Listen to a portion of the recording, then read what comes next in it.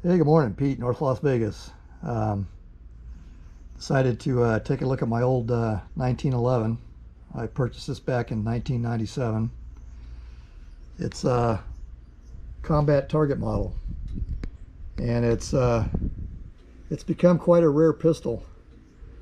Colt started manufacturing these in very late '96, but they didn't really go full-on retail until 1997. And at the end of 1997, they quit making them. So they only produced this pistol for 1 year. And this combat target model is often referred to as the poor man's gold cup. And so I thought we'd kind of drill down a little bit on what I know about the pistol and why they considered it a gold cup, but without the fancy finish and fitment. Okay, so I guess we'll start off with the slide. It says Series 80 on the right side and combat target model on the left side of the pistol. It's a flat top cut slide.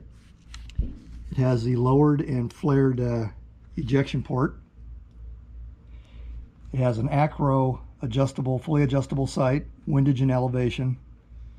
And I think earlier models used to come with the what was called the Iacin or the Eliacin or something like that. And the acros are generally considered a little bit more robust and less likely to get damaged or come apart.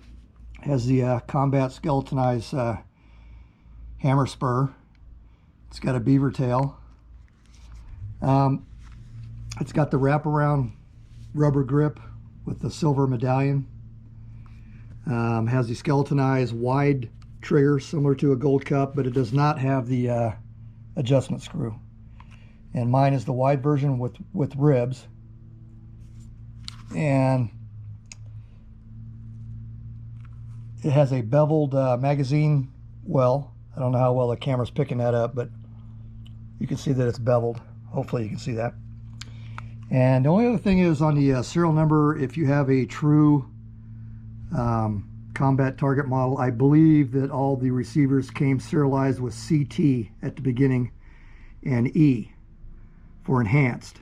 And supposedly the trigger and the lockup firing mechanism is enhanced. I don't know if it's enhanced as in gold cup, but it's supposed to be better than their standard type trigger. So anyway, that's basically the pistol. And it came with two 8-round magazines. And there's the little pony. And then I bought some extra magazines. When I bought the pistol, I bought 4 extra magazines. And then, yeah, I guess we could talk about the finish a little bit, and then what I think this might be worth. Okay, so what did I pay for it? Back in '97, I paid $685, and that was tax, background check, that was out the door. So I bought this in a kind of a small town outside of San Diego, and the store was called Poway Gun. Okay, so the finishes that were available back when I bought this in '97, you could get them in stainless. You could get them in what was called Colt blue, so you can get them blued. And then you could get them in matte black, which was Parkerized, which is the version I got. I got the Parkerized version. As far as what this thing might be worth, I really couldn't find anything definitive, but I kind of got a general idea.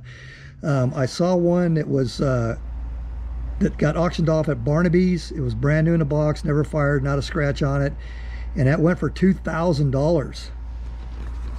And I'm like, yeah, I don't know about 2,000. So anyway, I saw another one that was it had been used. It was beat. I mean, the finish was gone. It was pretty much almost all steel. I mean, you could tell that it had been hammered, and that went for about $700. So in the condition that was in, at least cosmetically, I thought, well, you got a pretty good price. So I don't know exactly what this thing might be worth. I'm gonna guess and say somewhere between $1,200 and $1,500, which is what would be a fair price for mine. I only have 50 rounds through this. When I found out that they were going to quit making them, I basically just tried it out, make sure it worked, and I put it back in the box. And that was back in '97. So yeah, other than that, I don't know what else to say about it, other than it is a pretty rare model. So Pete, North Las Vegas, over and out.